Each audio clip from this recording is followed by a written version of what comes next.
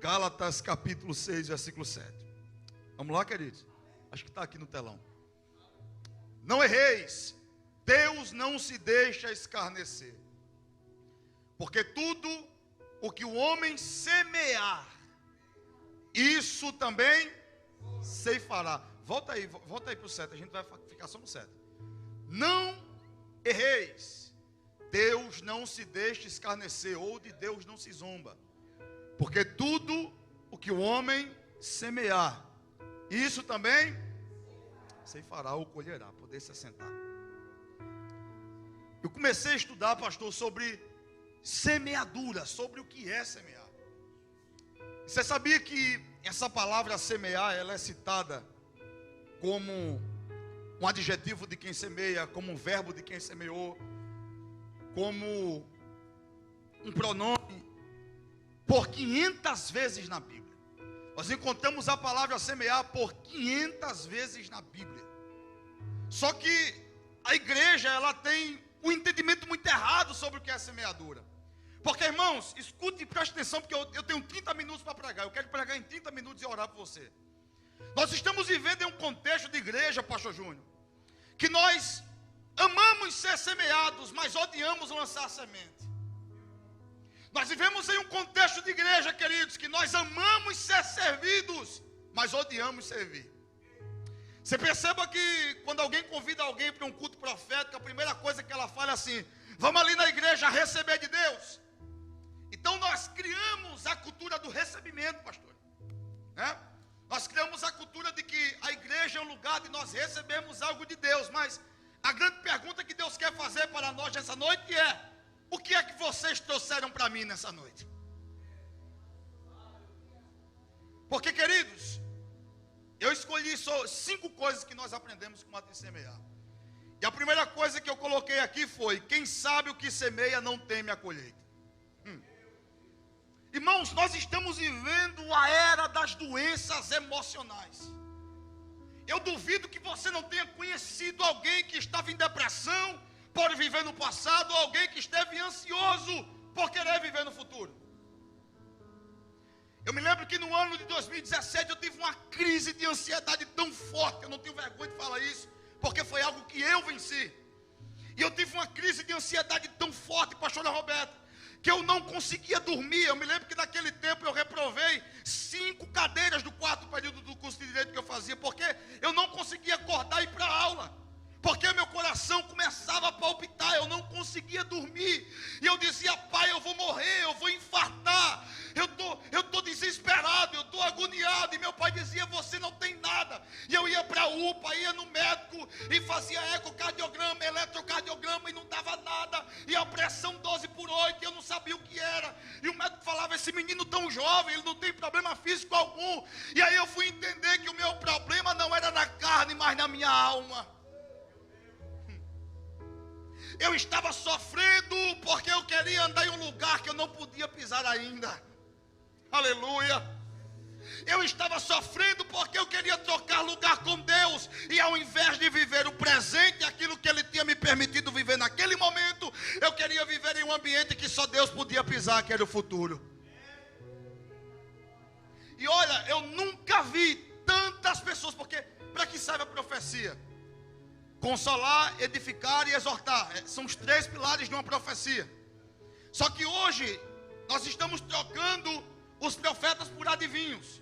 E realmente o profeta, ele tem essa habilidade de trazer para o presente o que Deus está anunciando no futuro. Realmente Deus dá esse ministério profético aos homens. Os homens que são profetas, que têm esse destino, essa chamada profética, eles têm essa habilidade de pisar, de ver, né, o que Deus está anunciando sobre o nosso futuro. Então as pessoas do tempo de hoje, quando elas estão desesperadas para querer descobrir o futuro, elas procuram um profeta. E aí eu te pergunto: por que essas pessoas estão tão desesperadas para descobrir o futuro? Porque, irmãos, o futuro deve ser algo natural, ele vai chegar, sim ou não? Se Deus não nos recolher hoje, o amanhã vai vir, sim ou não? É um fluxo natural. Só que eu coloquei aqui: quem muito se preocupa com o futuro é porque sabe o que está semeando no presente. E tem muita gente querendo saber o futuro, para saber se o futuro é mau. Você sabia que 90% das coisas que você espera para o seu futuro não vão acontecer? Você sabia que 90% das coisas que você não dormiu, que você desesperou, que você se perturbou, que você se atordoou, achando que tudo ia acabar, que o casamento ia se perder, que os filhos iam se perder, que o ministério ia acabar, na verdade não vão acontecer. E aí você perde o sono, você perde a paz, você perde a calma, você perde a fé. Por quê? Está desesperado com o futuro. Mas por que você está desesperado com o futuro? É porque você sabe que esse princípio vai se cumprir. O que você está semeando agora vai te encontrar amanhã.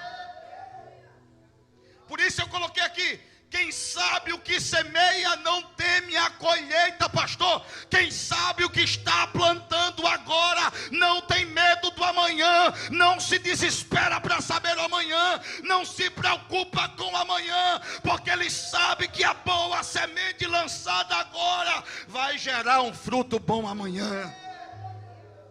Caramachore inteira a minha sombra. Eu estou sentindo Deus aqui. O que o texto diz: não erreis. Deus não se deixa escarnecer, ou seja, ninguém engana Deus. Porque tudo que o homem semear, isso ele também vai ceifar. É impossível, irmãos, a gente plantar batata e querer colher cenoura. E olha, você tem que entender e se perdoar, compreender que muitas vezes você vai lançar mais sementes. Só que você também vai ter que ter estrutura para suportar os maus frutos. Mas isso não quer dizer que essa semeadura mal, em algum momento da sua história, define quem você é. Eu semeei mal, eu semeei errado, eu cometi um erro semeando. Tudo bem, eu vou ter que arcar com consequência, eu vou colher o fruto disso. Mas isso não quer dizer que todas as semeaduras da minha vida serão ruins. Isso não quer dizer que eu sempre vou ter que estar colhendo os maus frutos da minha semeadura. Eu vim aqui, levante a sua mão direita, eu quero liberar uma palavra na sua vida. Se perdoe nessa noite, se perdoe e siga em frente. Decida escolher semear coisas boas a partir de agora. E não se maltrate pelas sementes que foram lançadas no passado. Alamúria, cheira, eu estou sentindo Deus aqui nessa noite. Nós só bloqueamos nosso futuro achando que ele vai ser falido, porque nós sabemos que as sementes do nosso presente não são frutíferas. Mas olha, isso é bom, porque Deus nos traz uma autoconsciência. Irmão, semear é algo opcional. Fala para o seu irmão que está quase dormindo do seu lado. Diga assim: semear é opcional. Diga para ele. Você escolhe o que semeia. Agora, colher é algo inevitável. Você vai ter que colher. Vai chegar até você, vai bater na sua porta, vai aparecer no seu pomar, vai aparecer no terreno que você semeou. Só que olha, Deus não permite que a colheita má sirva para nos travar de não semear sementes boas. Deus permite que o fruto nasça podre da semente ruim, para a gente olhar para o fruto e falar assim: o que é que eu estou fazendo da minha vida? Onde foi que eu errei? Onde foi que eu cometi um erro? Eu não quero mais viver assim, porque, irmão, deixa eu te falar uma coisa aqui. A mesma energia que você gasta para semear uma semente ruim, você também gastaria para semear uma semente boa. E você tem que entender que gente que gera frutos podres acaba morrendo, porque a gente se alimenta do quê? Do fruto que nasce. E eu só tenho semente para plantar como? Tirando do fruto que eu comi. Então, se eu olho o fruto podre, eu tenho que entender que não é só o fruto que está podre, eu também estou podre. Se eu comer daquilo, eu vou apodrecer. Então Deus me faz passar por essa experiência, para que eu não bloqueie o meu futuro e mude o meu comportamento. Para que agora eu olhe o que eu estou fazendo de errado e diga: Senhor, enquanto estou vivo, enquanto respiro, enquanto meus olhos estão abertos, há tempo de eu fazer algo novo, há tempo de eu fazer algo diferente, há tempo de eu mudar essa situação. Eu não preciso morrer assim. Aleluia. Eu declaro, meu irmão, sua vida não vai terminar do jeito que está. A sua casa não vai terminar do jeito que está. O seu casamento não vai terminar do jeito que está. Porque hoje o Espírito de Deus está se encontrando com o seu Espírito, alinhando a sua vida e lhe dizendo: existe tempo, ainda tem jeito, eu ainda posso mudar.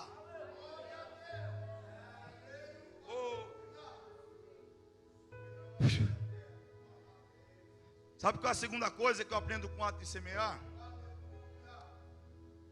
Eu não posso dar desculpas para ser um semeador. Você já viu alguém que tem a semente na mão, mas dá desculpa para lançar a semente? Arruma tanta coisa para não ser um semeador. Aí eu encontrei um versículo que o apóstolo Paulo falou à igreja de Corinto. Olha que tremendo isso aqui. 1 Coríntios capítulo 15, versículo 43. Ele diz assim, ó: semeia em ignomínia, e então ressuscitarás em glória. Semeia na fraqueza ou em fraqueza, então tu ressuscitarás com vigor. E aí eu fui estudar o que é essa palavra ignominia. Irmãos, sabe o que significa? Humilhação, julgamento público, palavra que desonra ou vergonha. Sabe o que Paulo estava dizendo?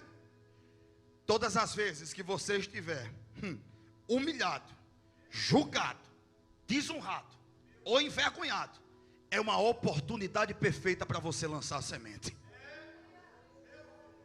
Porque o fruto da semente, o fruto da semente da humilhação, do julgamento público, da palavra que desonra, da vergonha, gera um fruto de glória.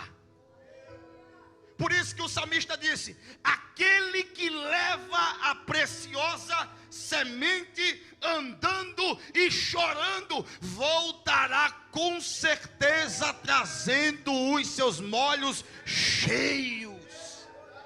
E quem vem com os molhos cheios não vem triste, vem alegre. Quem vem com os molhos cheios não vem cabisbaixo, vem de cabeça para cima. Mas você tem que entender, antes dele vir com os molhos cheios, ele teve que ir o quê? Lançando a semente, andando e chorando. É o que Paulo diz aqui: semeou com ignominia, com humilhação, com julgamento, com palavra de desonra, mas com vergonha. Porém, ressuscitará em glória.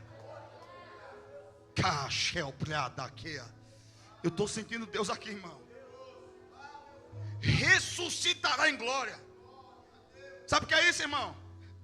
É todo mundo que olhou para você e viu você fraco, sem força, mas não parado. Viu você cabisbaixo, angustiado, mas não parado. Eu estava ali lançando a semente, mesmo fraquinho, mesmo julgado, mesmo humilhado, mesmo sem conseguir fazer aquilo com as minhas forças humanas, mas eu fiz. E quando alguém vê o fruto disso nascer, vai dizer: uau, como ela conseguiu isso? Porque, irmãos, aparentemente, pessoas pequenas que lançam a semente não podem colher frutos grandes. Sim ou não?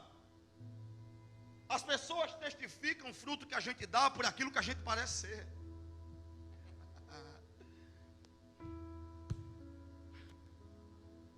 E eu vim aqui dizer para você que você não é o que você parece ser. Você é o que Deus diz que você é.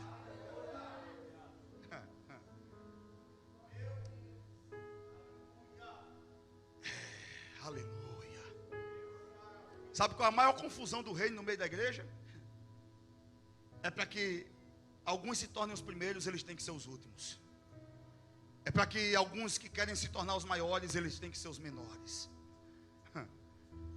É para que alguns que necessitam aparecer, precisam primeiro estar no secreto.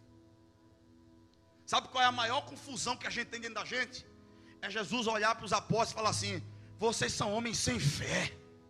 Porque se vocês tivessem uma fé do tamanho de um grão de mostarda, irmão, a menor semente da terra, vocês diriam para um monte: mova-se, e ele se moveria para o meio dos mares. Sabe qual é o problema, pastor? A gente olha para o grão de mostarda e a gente fala assim: eu não vou lançar essa semente. Eu prefiro dar desculpa a não lançar, porque é humilhante ter uma semente de um grão de mostarda na minha mão. O que é que eu vou fazer com isso? Deus está dizendo: lança, meu filho. Lance e faz o que tem que ser feito em fé, porque quem vai dar crescimento à semente que você lançou é Deus. Quem vai fazer o fruto nascer em glória é Deus. Nós temos que entender que nunca foi sobre nós, sempre foi sobre Ele.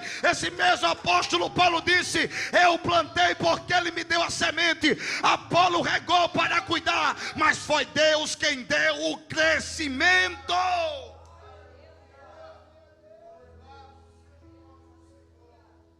Semeie em fraqueza e ressuscitarás com vigor. Que é isso? É eu semear mesmo estando fraco. Mas quando a semente, o fruto da semente que eu plantei nascer, eu vou me tornar forte, porque eu vou ver o fruto nascendo e vou dizer: olha, mesmo fraco eu semeei, então quer dizer que isso dá certo. Aquilo vai começar a te motivar a semear mais, a fazer mais, a se mover mais. Vai gerar vigor naquele que está fraquinho. Irmãos, eu amo um texto da Bíblia, Atos capítulo 7, que fala sobre Estevão. Rapaz, o camarada estava dentro do sinédrio, sendo julgado para ser apedrejado. Aí um dos chefes do sinédrio olha para ele e fala assim: são verdade essas acusações sobre você? Sabe o que acontece? O cara prega do versículo 2, irmão, isso é muito poderoso, até o versículo 53 para aqueles homens, usando, sabe o que? A Torá, a própria lei.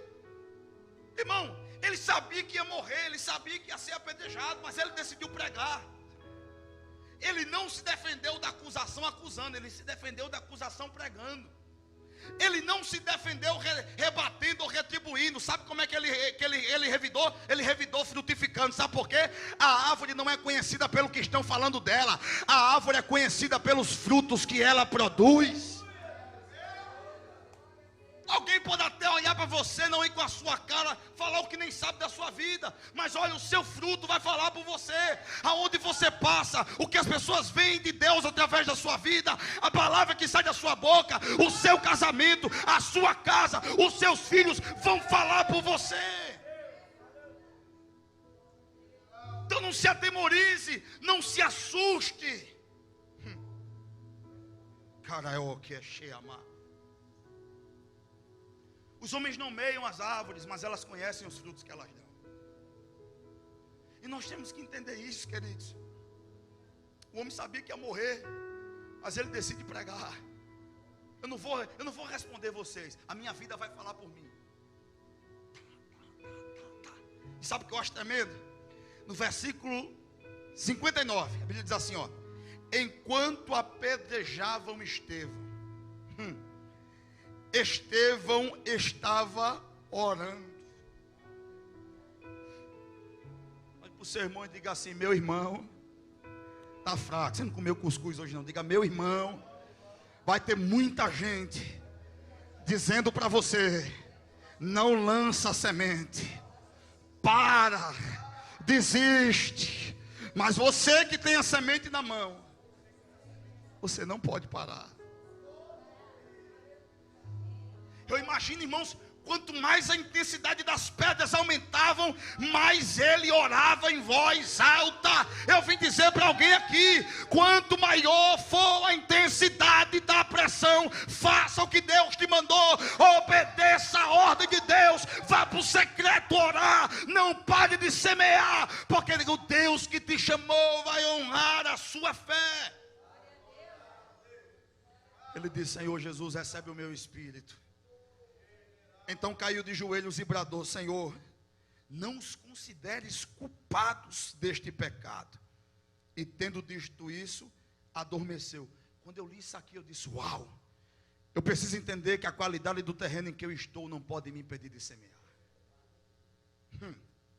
Irmão, você já percebeu que tem gente que diz assim: ah, o pastor não me nota, a pastora não me nota, então eu não vou fazer isso, eu não vou fazer aquilo, o irmão não vai com a minha cara, o líder do departamento não vai com a minha cara, então eu não vou semear, então eu não vou lançar semente, eu não vou ajudar, eu não vou colocar a mão. Meu irmão, em nome de Jesus, abra a sua mentalidade, abra a sua mentalidade. Se a sua identidade é de semeador, E se você está semeando em um prol chamado reino, você não vai olhar o que está acontecendo no terreno que ele te colocou. Você não vai observar quem está plantando no mesmo terreno que você. Você vai olhar para a semente da sua mãe e vai dizer: eu não posso comer a semente. Semente foi feita para plantar. Eu preciso fazer o que Deus me chamou para fazer. Estevão estava num terreno sujo, mas estava semeando a boa semente. Pai, perdoa, eles não sabem o que estão fazendo comigo. Segundo, terceira coisa que eu aprendo com o ato de semear: um semeador nunca está parado. Essa não é a característica de um semeador. Sabe por quê? Mateus capítulo 4, versículo 3, Jesus estava pregando nos seus maiores sermões, uma das maiores parábolas que ele já deixou, que foi a parábola do semeador. E sabe o que ele fala aqui, ó? Ele diz assim, ó: ouvi, eis que saiu o semeador ao quê? A semear. Para o homem semear, ele teve que sair, ele teve que se mover, ele teve que se levantar. E não adianta você ter a semente na mão se você está parado. Não adianta Deus te dar a semente e você continuar estático no mesmo lugar sem se mover. Se Deus te deu a semente, faça alguma coisa, querido. Não é tempo de nós olharmos para Deus e pedirmos que Deus faça por nós o que é para nós fazermos. Domingo eu estava pregando sobre aquela viúva que teve o azeite multiplicado, pastor, como o senhor pregou aqui semana passada. Irmãos, perceba que ela foi até o profeta querendo que ele solucionasse o problema dela. Ela já chega dizendo: meu marido te serviu, meu marido foi um bom homem para você, ele temia o Senhor, ele foi teu servo, agora os credores querem meu filho, resolve o meu problema. Ela achou que Eliseu ia vir com um pacote de ouro, dá para ela e dizer: vai lá e paga a dívida. Só que ele olhou para ela e disse assim: ó, ô mulher, me declara o que é que você tem na sua casa. Sabe o que ele estava dizendo? O que é que você tem para resolver esse problema? Porque agora eu não posso fazer nada por você, mas eu posso usar o que você tem. Eu aprendi com isso aqui, sabe o que, Aline? Que o que não existe Deus cria, mas o que existe Ele multiplica. E a gente está pedindo para Deus nos dar coisas que nós já temos. Na verdade Ele não quer criar nada, irmão. Ele quer multiplicar o que já está na sua mão. Sabe por quê? Para você aprender a se mover, para você aprender a se mexer, para você aprender a fazer alguma coisa. Ela olhou e disse: eu não tenho nada. Ela não valorizou o que tinha, mas ela lembrou e disse: ah, tem uma pequena botija de azeite lá em casa. É essa aí que Deus vai usar. Amém? Amém? O semeador saiu a semear. Sabe o que eu aprendo com isso aqui? Eu não semeio estando parado. Vir à igreja e comer a semente que sai do altar sem fazer nada aqui dentro não é semear. Vir à igreja e ficar sentado no banco dela assistindo o culto não é semear. Sabe o que é semear? É você receber essa palavra que foi mastigada para te alimentar, e você sair por essa porta lá no seu trabalho falando: olha meu filho, eu ouvi na igreja quinta-feira que nós precisamos fazer isso. Olha, a tua vida está parada, a tua vida está atrasada, porque tu precisa de Jesus. Vamos na igreja domingo, vamos na igreja quinta-feira, vamos servir ao Senhor, é tempo de servi-lo. Isso é ser um semeador. Isso é se mover na palavra que recebeu. Isso não é só receber a semente, é multiplicar a semente que foi recebida. Quarta coisa: um semeador com direção para semear não pode ser miserável. Miserável, pastor? Porque miserável vem de miséria, e miséria vem de escassez. E quem tem sementes de Deus na mão sempre está em abundância, não passa pela escassez da semente. Sabe por quê? A minha Bíblia diz, 2 Coríntios capítulo 9, versículo 10: ora, aquele que dá semente ao que? Oh, irmão, isso é muito poderoso. Aí você está falando assim: Deus está faltando, Deus, eu não tenho. Aí Deus vai dizer para você: é porque eu te dei e você não semeou. É porque eu te dei e você não multiplicou. Nós pregamos tanto isso. Teve a conferência aqui do jovem, não foi, Guilherme? Nós temos que aprender, irmãos, a quebrar os odres velhos e entender que o vinho novo é depositado em um odre novo. Quando você repartilha a semente que já está velha na sua mão, a semente nova cai nela. É um fluxo, irmão, é um fluxo. Nunca foi sobre você guardar o que Deus te deu. É sobre você multiplicar o que está aí dentro de você. Não adianta Deus te dar dom, talento, se isso tudo vai morrer com você dentro de um caixão. Aleluia. E você vai só passar pela vida, mas não vai dar sentido a ela. Ei, irmão, se Deus te deu um dom de pregar, prega na rua. Se não prega na igreja, prega na rua. Prega na internet, prega no Instagram, prega no Facebook. Se Deus te deu um dom para liderar, lidera na sua casa, lidera no meio da sua família, lidera onde Deus te colocou, mas faça. Pelo amor de Deus, faça. Sabe por quê? Deus não dá quem não utiliza. Está aqui, ó. Deus só dá semente ao que? Se eu não utilizar, ele não vai. E o que está na minha mão vai ficar velho. E não vai ter mais utilidade nenhuma. Aleluia. E pão para comer também dará e multiplicará a vossa sementeira e aumentará os frutos da vossa justiça. Aí você volta 4 versículos atrás. Paulo diz assim, ó: e digo isto, que o que semeia pouco, pouco também, e o que semeia em abundância também. Agora eu fiquei parando pensando assim, uau, olha como está batendo com o versículo 10. Se eu semeei pouco é porque eu tinha pouca. Mas por que eu tenho pouca semente? É porque Deus sabe que eu semeio pouco. Agora o outro semeou em abundância. Por quê? Porque tinha muita. E Deus sabe que ele tinha muita semente porque ele semeia. Você está entendendo que não depende de quanto Deus quer te dar, depende do quanto você dá.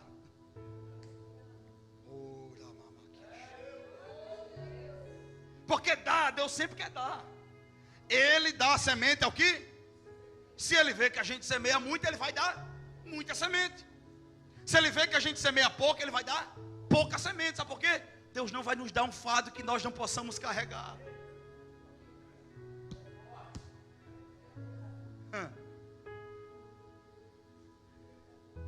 Como é que Deus vai te dar uma grande empresa se você não consegue administrar 3 funcionários? Como é que Deus vai te dar 5 filhos se o que tu tem, tu está reclamando dele? Entende?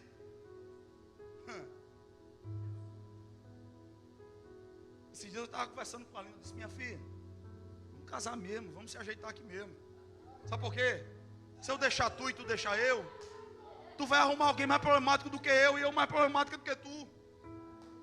E aí vai entrar num ciclo de problema. Então vamos resolver os nossos aqui mesmo, vamos casar, minha filha. Irmão, isso é verdade. Talvez não vai ter os mesmos problemas, mas vão ter outros que talvez são piores. Às vezes tu está saindo de algo que tu acha pesado, mas é leve. O que vai ser pesado é o que está na frente. Entende? Você quer um carro novo, você nem consegue pagar o velho. Você quer uma casa própria, mas está apertado no aluguel. Agora quando tu mudar a mentalidade mudar teu comportamento, aí tu vai ver o fluxo de Deus na tua vida. Meu Deus, Deus está aqui nessa noite. Olhe para alguém assim, bem na bola do zóio, como a gente fala lá na Paraíba. Olhe bem na bola do zóio dele assim. Diga assim para ele: fruto a gente come. Diga, fruto a gente come, mas semente a gente semeia. Aleluia.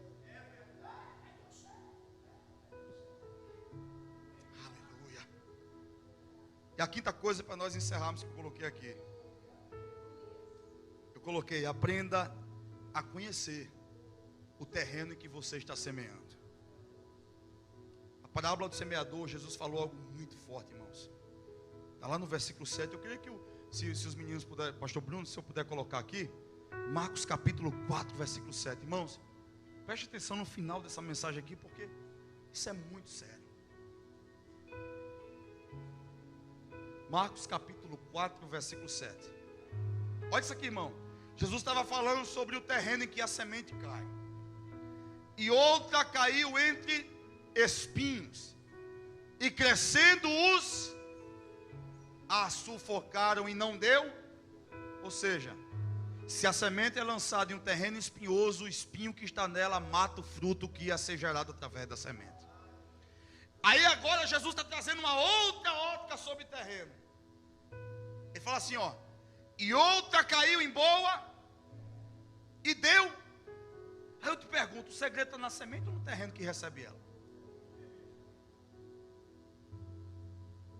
Porque ela só pode dar fruto se cair numa boa terra, que vingou e cresceu. Ou seja, não só nasce. Vingar quer dizer se estruturar. Ela nasce, estrutura e cresce. E produziu 30, outro 60 e outro. Olha, irmãos, que poderoso. Volta aí, por favor. Olha que poderoso é lançarmos a semente no terreno fértil, no terreno certo. Ela nasce, ela se estrutura, ela cresce e ela o que também? Produz. Ela multiplica.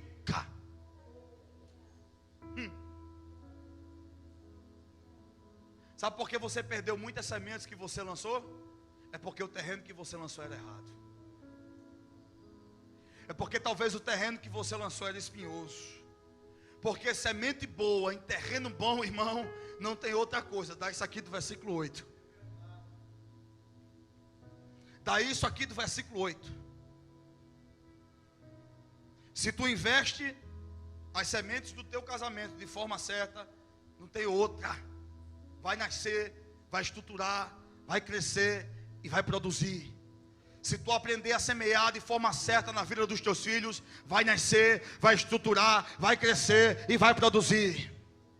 Se tu aprender a semear na igreja certa, vai crescer, vai nascer, vai estruturar, vai crescer e vai produzir. Se tu semear no funcionário certo, vai nascer, vai estruturar, vai crescer e vai produzir. Irmão, não desperdice sementes. Não desperdice sementes. Olha, semente na mão de gente errada é um perigo. Semente na mão de quem não tem sabedoria para administrar ela é um perigo. Por isso, antes de pedir a semente a Deus, peça sabedoria para semear. Aleluia. Antes de você falar assim, Deus me dá, me dá, me dá. Por isso, irmãos, que Salomão foi o homem mais próspero da terra. Mas olha, antes dele ser próspero, a Bíblia diz que não houve nenhum homem mais sábio e próspero do que ele. A Bíblia faz questão de dizer que antes da prosperidade que ele teve, ele alcançou sabedoria. Quando Deus olhou para ele e disse, me pede o que você quiser. Ele não disse, Senhor, me dá semente, encha a minha sementeira, me dá riqueza, me dá ouro, me dá prata. Não, ele pediu sabedoria porque ele sabia que a sabedoria atraía essas coisas. A sabedoria chamava essas coisas. A sabedoria criava essas coisas. Irmão, dá um casebre caindo os pedaços a um homem sábio para tu ver o que é que ele faz com esse casebre em um ano. Um dia o pastor Bruno falou assim para mim, me dá $100 mil, porque eu transformo ele em 1 milhão em um ano para você. Eu parei e fiquei pensando, como é que eu vou transformar $100 mil em 1 milhão em um ano? Eu fiquei assim, como? Minha cabeça tentando trabalhar, tentando saber como multiplicar dinheiro. Aí eu perguntei para ele, como é que o senhor vai fazer isso? Ele disse, eu já passei por aí. Eu sei como fazer. Por quê? Ele alcançou sabedoria nas finanças para aprender a multiplicar dinheiro. Irmão, pergunta sobre casamento para alguém que alcançou sabedoria num relacionamento. O cara vai olhar para você e vai dizer assim, tu está assim, assim, assim, assim com a tua mulher. Tu tem que fazer isso, isso, isso, isso. Tu não fala nada, ele só olha para tu e já sabe o que tu está passando. Nós conhecemos uma grande mulher de Deus, a pastora Cida. Irmão, se ela olhar para você e conversar 5 minutos, ela fala, tu está assim, assim, assim, assim, assim, assim. Faz isso, isso, isso, isso. Senta, escuta isso, isso, isso, isso. Eu falo, uau. Isso é o poder da sabedoria. E sabedoria às vezes não está relacionada à inteligência, a conhecimento, ao quanto eu leio, ao quanto eu estudo. Tem a ver com quanto eu peço, tem a ver com quanto eu quero, tem a ver com quanto Deus quer me dar. A Bíblia diz: quem quer sabedoria, faça o quê? Peça a Deus, não vá para um livro. Não vá para um livro, não vá para a faculdade. Isso é conhecimento. Isso é conhecimento. Agrega quanto a quem você é. Mas sabedoria é espiritual. Só Deus pode dar. Ô irmão, você nunca vai ver na faculdade o curso bacharelado em sabedoria. Você nunca vai ver uma escola técnica falando assim, curso técnico de sabedoria. Você nunca vai ver nessas coisas de coach, curso da sabedoria. Não tem. Eles podem falar assim, ó, culto de desenvolvimento pessoal, curso de empoderamento, curso de administração de finanças, mas de sabedoria não. Porque sabedoria só Deus pode dar ao homem. Sabedoria só Deus pode dar ao homem. Então antes de você gritar e falar, Senhor, está aqui o meu estoque, empurra a semente. Diga, Senhor, me prepare para aprender a ter o estoque cheio. E não desperdiçar a minha semente no terreno errado. E não lançar a minha semente no terreno espinhoso. Sabe por quê? Não tem coisa mais frustrante, irmão, do que a gente lançar uma semente no terreno, jogar água, jogar adubo, esperar, criar expectativa, e a gente vê que a semente não produziu nada. Sim ou não? Aí você vai dizer, Deus, o que é que eu fiz para essa semente não nascer? Deus vai dizer, a culpa não é minha, a culpa é sua, que escolheu o terreno errado para semear. Pula aí, pastor Bruno, por favor, versículo 9. Por isso que aqui está a coisa mais importante que o crente tem que ter. Por isso que Salomão falou que o falar é prata, mas o ouvir é. Aí Jesus encerra essa parábola falando isso aqui, ó. E disse-lhes, quem tem ouvidos para ouvir, ouça. Era meio que Jesus dizendo assim, olha, a responsabilidade está com vocês. Eu já ensinei, eu já falei. Se vocês cometerem um erro, a culpa não é minha. A culpa é do ouvido de vocês que não quis me escutar.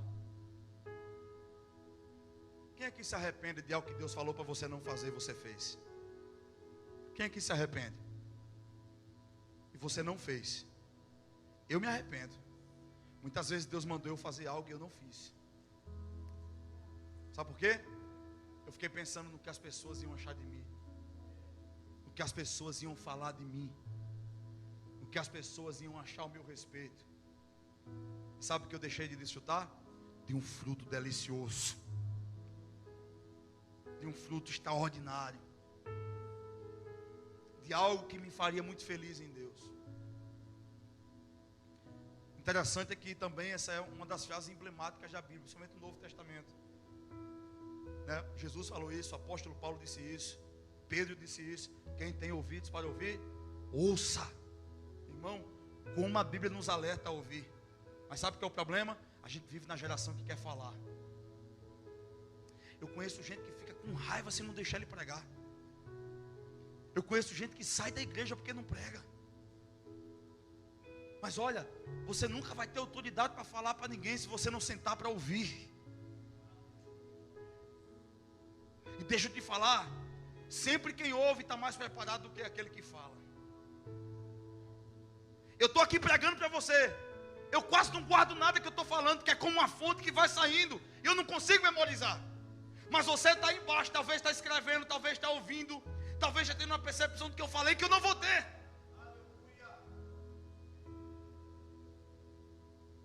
Quem ouve aprende mais do que aquele que fala. E nós temos que aprender a ouvir mais, irmãos. Ouvir é ser sábio. Ouvir é ser sábio. E olha, a partir de hoje, você nunca mais vai sofrer pelo amanhã, porque você vai ouvir Deus agora. Vai aprender a semear no terreno certo agora. Vai aprender a mudar as sementes agora. Vai mudar o comportamento agora. Vai viver o agora. Vai descansar no agora. Sabe por quê? Ele tem cuidado de nós. 1 Pedro capítulo 5, versículo 7. Lançando sobre ele toda a nossa ansiedade, porque ele tem cuidado de nós. Vamos ficar de pé, eu quero orar por você.